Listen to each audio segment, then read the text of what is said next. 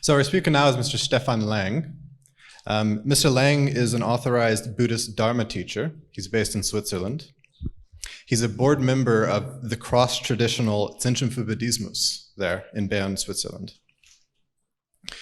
So Mr. Lang provides a lot of educational materials about Buddhist thought in his writing and his lectures. And he also leads numerous Vipassana meditation retreats. Now, I've heard, is this correct, that Vipassana can be translated to insight? That's correct. Well, that's fitting. Okay, wonderful. And of course, he's also very interested in bridging the world of psychedelics and the world of Buddhist thought. And that's what the talk today is about, as you can probably tell from the title. So I will let Mr. Lang take it away. Yeah. Thank you.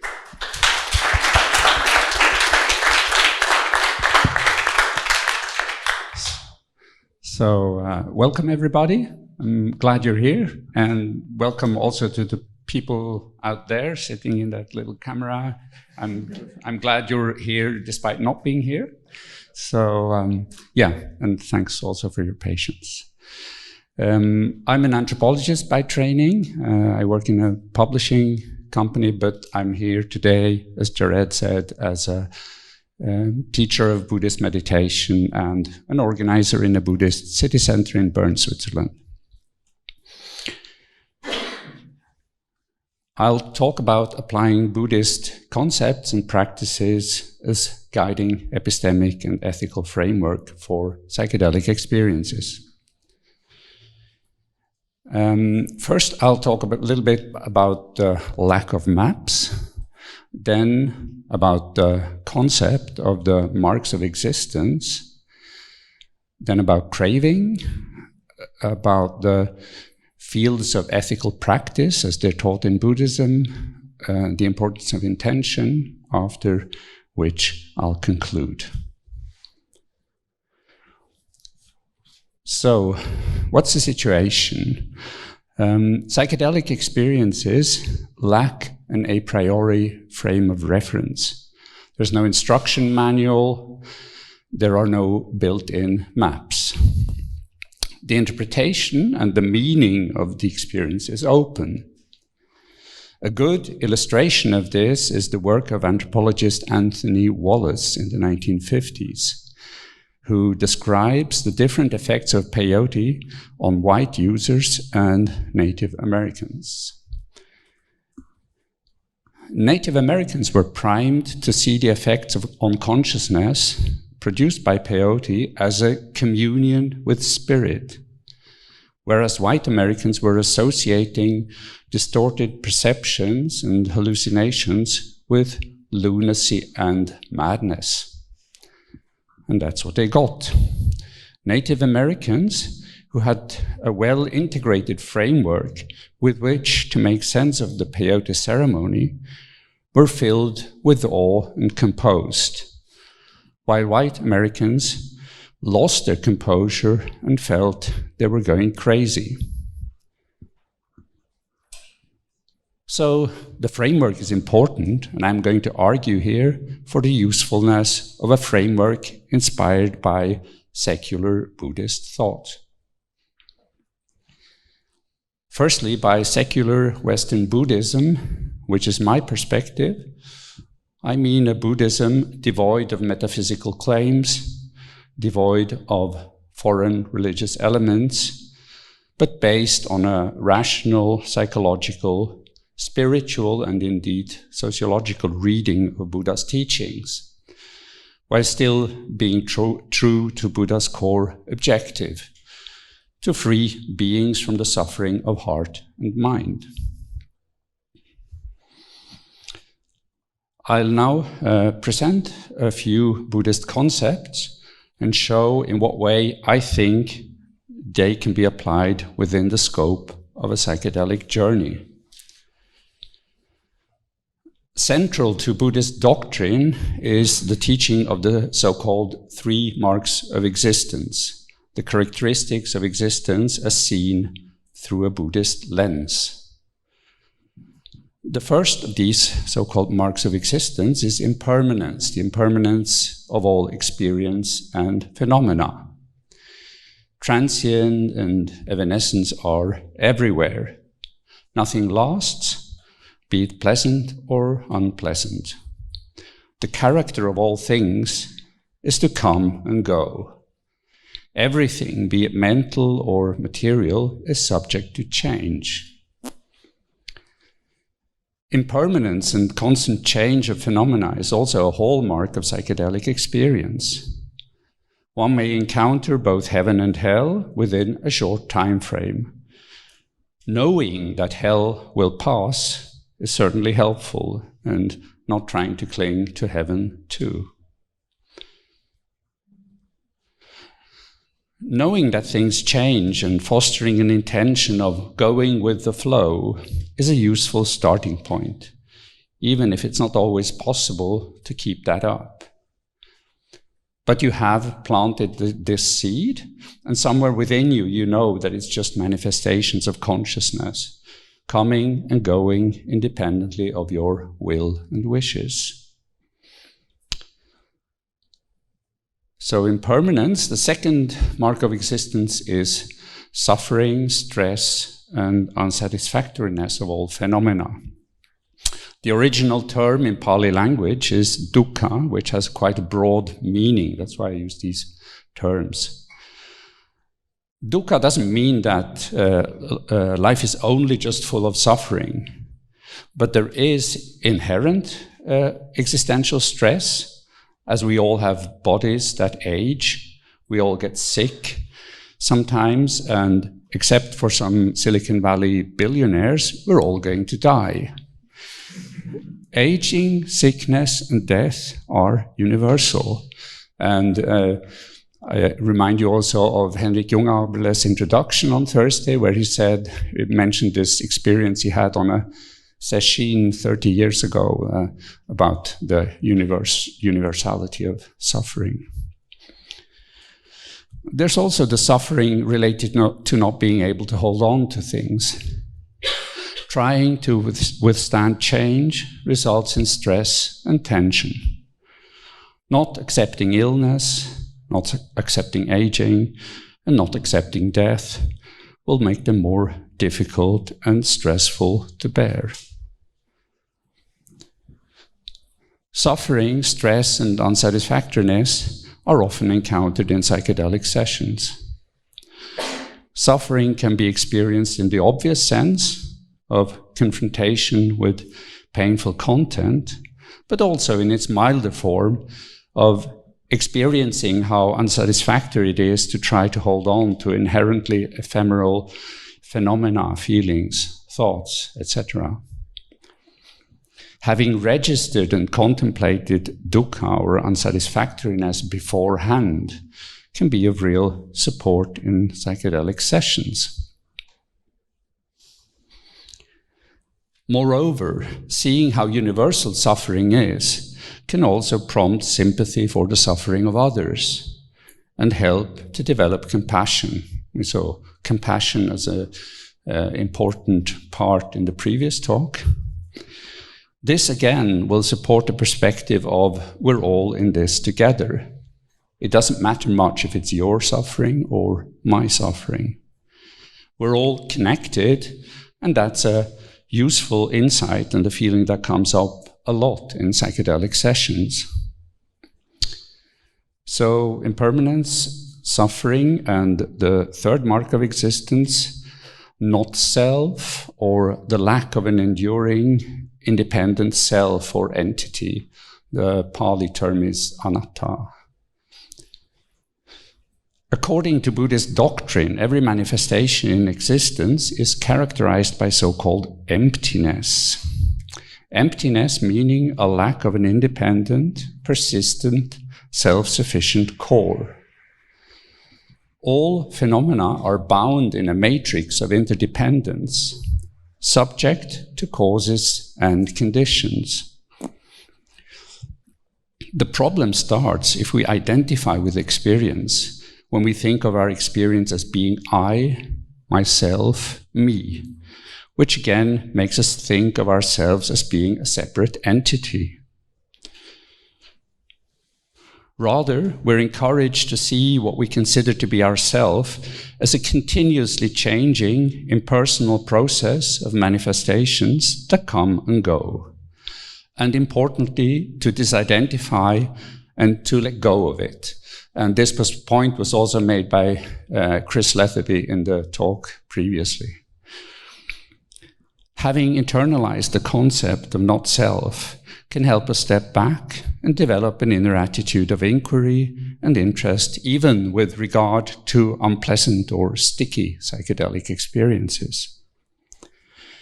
Training to think of thoughts and emotions as impersonal manifestations, to be able to take an observer's seat, this makes more room for change and allows oneself to expand perception and consciousness around unpleasant experiences.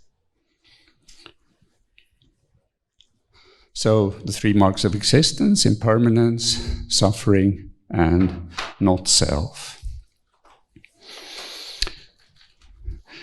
I now like to say a few words about craving as a cause of suffering and relating to Buddha's first lecture.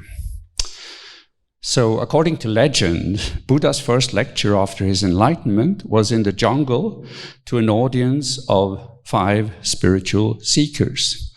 I have a significantly larger audience here, even without being enlightened, and even some more online, so thank you very much for that. In his first lecture, Buddha was talking about, he made 4 statements on how things are, again, sort of an existential doctrine, and 4 tasks related to these 4 so-called truths. They're told as the 4 noble truths and the 4 tasks. Again, the first of these statements is that he reiterates this I already mentioned, that the mark of existence is suffering, stress, and unsatisfactoriness, and these are all pervasive. The task here is to get to know suffering, stress, and unsatisfactoriness intimately, and actually to embrace it, not to push it away. The second statement is that the reason for suffering is craving, not accepting things as they are, wanting what we don't have, rejecting what we have. The task here is to let go. And the third statement is that there is an end to craving, luckily. The corresponding task is to pay attention to and to experience moments of okayness, where there's no more craving, despite maybe things still hurting or not being totally okay, but just being okay with that. And the fourth statement is there's a method. He propagates a method which is known as the Eightfold Path. It consists, I'm not going into details, but it consists into of the training of insight, the training of ethics, and the training of the mind or meditation. And the task, obviously, is to apply this method. In the context of psychedelic experiences, the second and third statements are most immediately useful. That is, to see how wanting results in stress and to pay attention to moments of okayness and stresslessness. Not being able to accept things as they are is a major source of suffering. Wanting what we don't have, rejecting things we have. And while we often think that we only need to get just this one more thing right, and then we'll be happy, there are few examples of success with this strategy in the wild. So the solution, we're told, is to let go. Let go of wanting things to go away. Let go of wanting things to come. Seeing that craving causes suffering, stress, and unsatisfactoriness is easy to understand under the influence of psychedelics.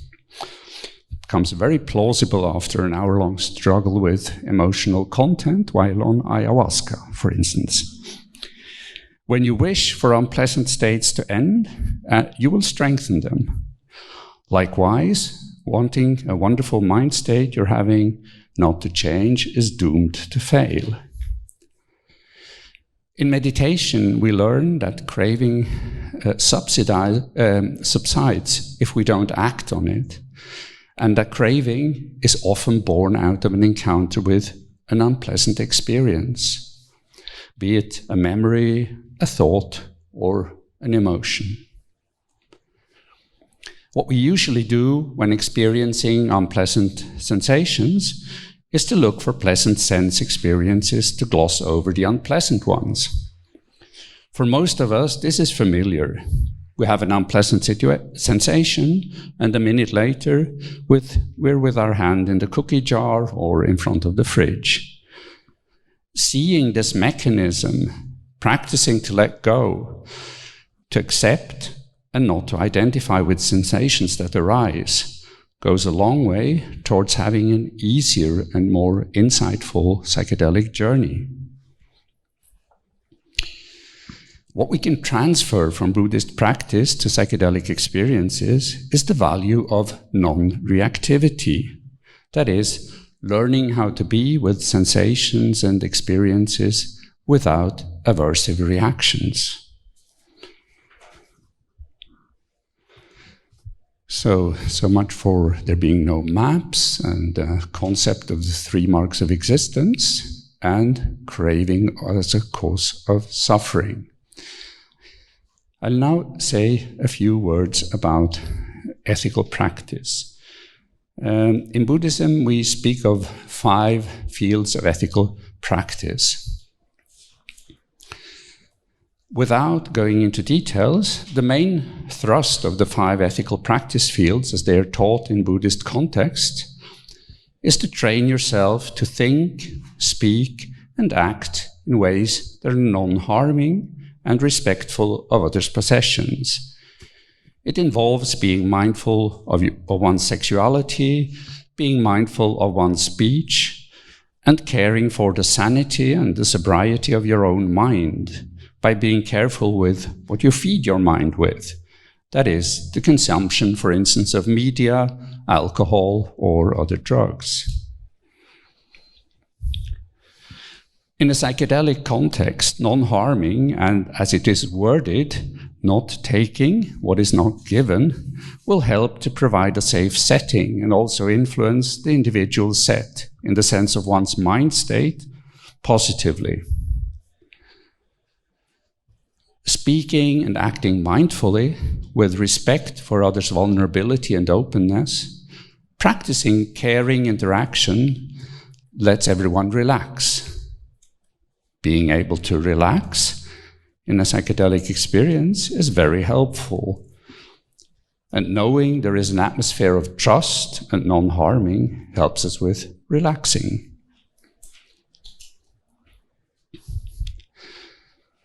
Putting more emphasis on ethical guidelines might benefit the psychedelic community in general.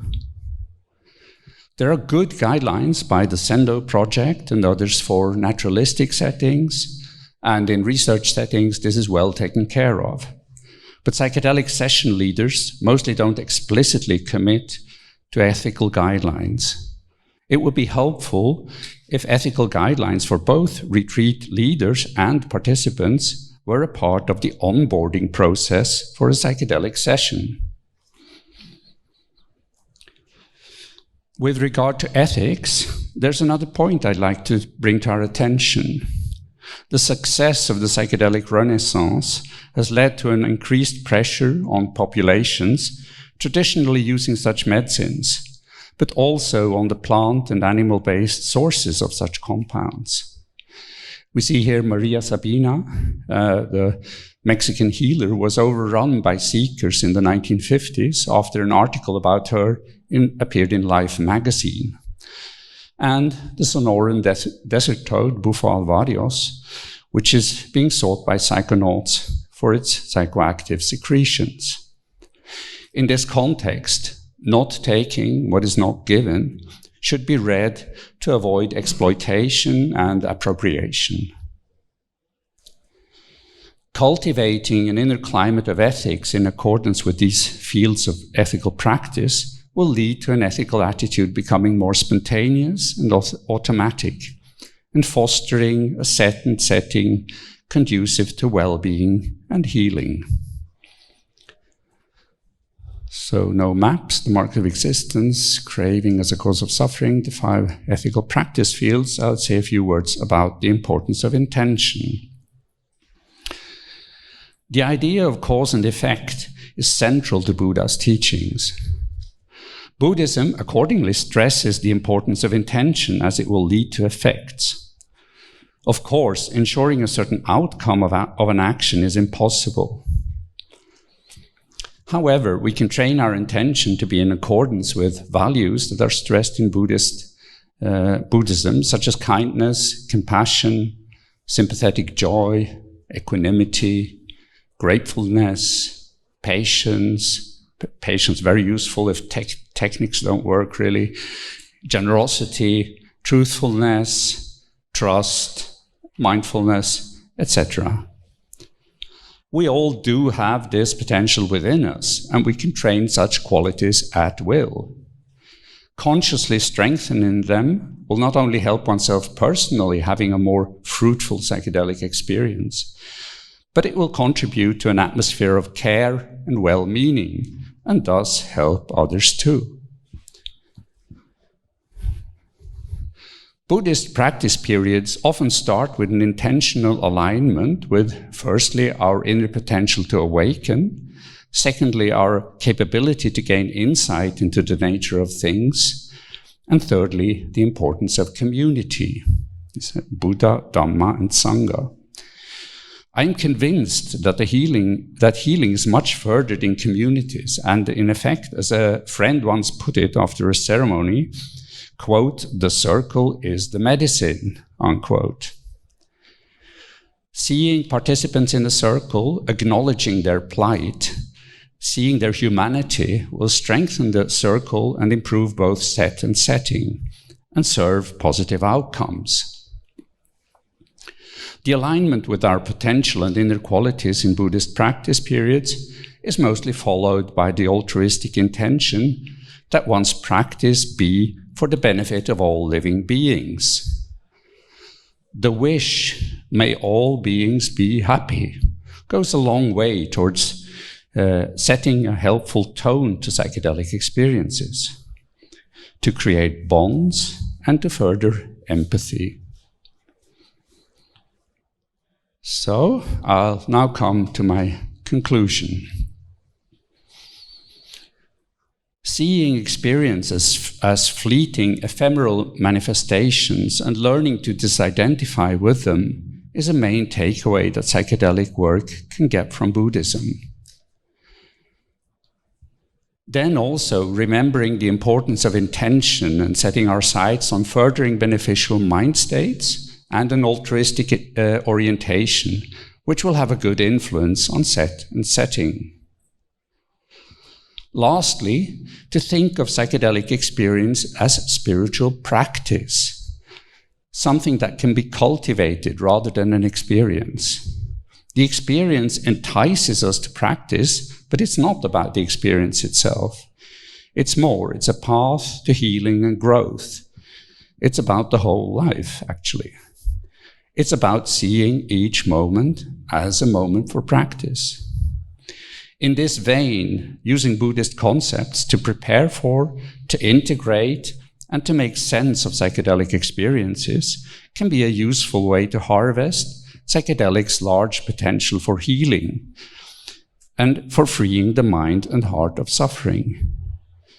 I'm convinced that secular Buddhist practice and psychedelics can be fruitfully combined, and that they should be. Thank you very much for your attention.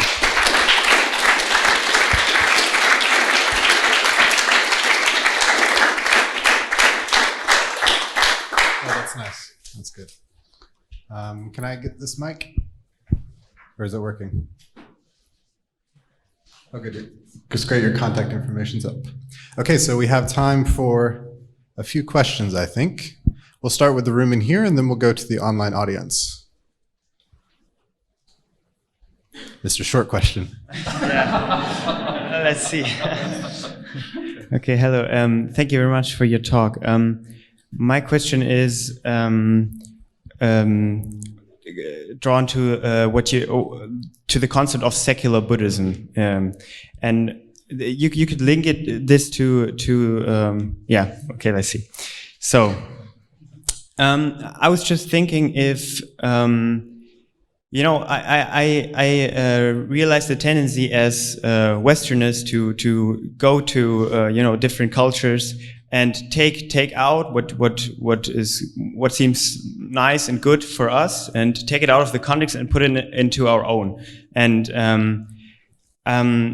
this is what we pretty much do with Buddhism or ayahuasca or yoga. You know, we take it out of this context and put it into our own. And I don't think that's necessarily a bad thing. I think it's actually a good thing. But my question is: do you see difficulties connected to this? If we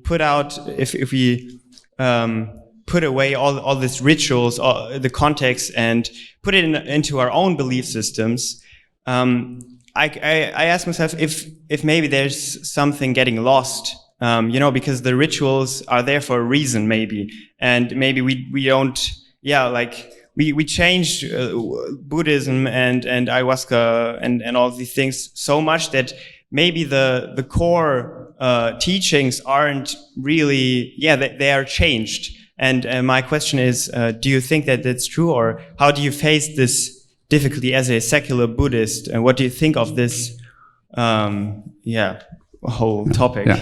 Okay. Thank you. I think the problem is really not about things getting lost if you take away the religious elements. And the core, that you say, is the core lost? I mean, for me, the core is to the relief of suffering, freeing the heart and mind of suffering. That's, in my view, that's the core objective of Buddha's teachings. And I also do think that any religion or any system at all really quickly evolves into an institution, and institutions a priori have a tendency to just look for their best own intents. And as an anthropologist, I'd also say, I mean, syncretism is everywhere. I mean, you can see parallels between Patanjali's Yoga Sutra and Buddhism. You see lots of influence between Buddhism and Hinduism. And Zen obviously draws on Taoism and Buddhism. Tibetan Vajrayana draws on Burn religion, shamanism, and Buddhism. This is going on anyway, everywhere. And I think it's just important to be respectful of sources, and that's what I addressed with the thing that we should not appropriate, or we should be respectful and mindful about what we're doing with these contents. But I don't see a problem in general. Yeah. Okay, I think we will go to the online audience. Is the mic working? Okay. So we'll jump over to the online audience and then we'll go to you. Okay, so we have a question.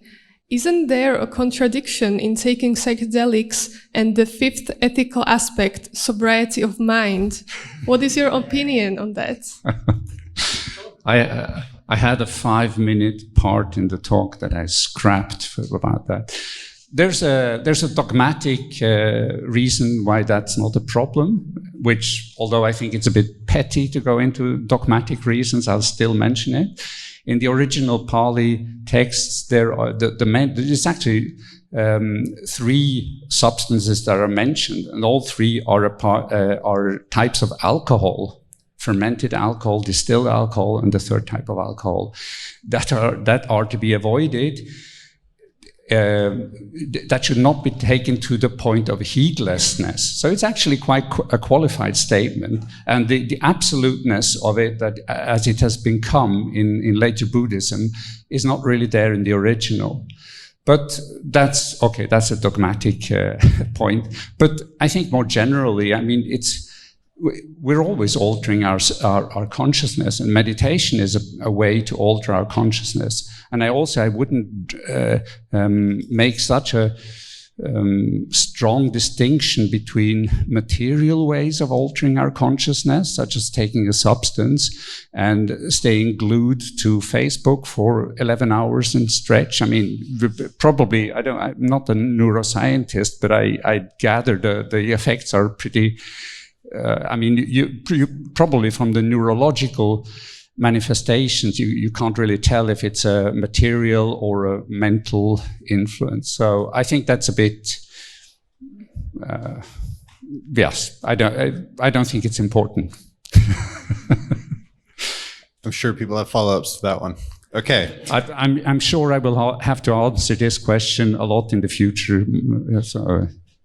Absolutely. Okay, we've got one last question. Hey, thank you for your talk. So my question is kind of like a chicken and egg question. So I can imagine some people who try psychedelics get then interested in Buddhism and meditation, and some people may start by meditating and then become interested in psychedelics. So my question is, do you think there's like perhaps a difference in how quickly you can alleviate, existential suffering? And what perhaps the experiential difference might be? Well, regarding the alleviation of suffering, I think that's dependent on a lot of things, but not really in what way that path evolves. And as we saw in Chris Leatherby's talk, also he mentions Jack Kornfield and others. There's a book called Zigzag Zen that sort of goes into the history of how many teachers that started meditating in the 60s and 70s were prompted to do so by psychedelic experiences. And I think there's also quite an interesting monograph by Douglas Ostow called Altered State. So I think it's the only monograph I know of discussing both psychedelics and meditation. And I think a thing is that in the 60s, I mean, the psychedelics, they were viewed really as experience, as I argue they shouldn't be really. And originally, I think myself included, when I started to meditate, I was looking for the experience. I was looking for the kick to get out of it. And that was what kept me going. But over time, I sort of changed my perspective. And I think that the furthering of the qualities I mentioned, for instance, has become a much more important part of my practice. And so I think there's a personal shift from experience to a broader scope, and also to integrating practice in your daily life. And that's what I think is eventually important. And in whatever way you need these both pathways come to fruition, and how they influence each other. I thought Chris Leatherby's speak was very interesting in that aspect too. So I wouldn't, put them at odds or anything. It depends a lot on your individual development. Wonderful. Let's thank Mr. Lang.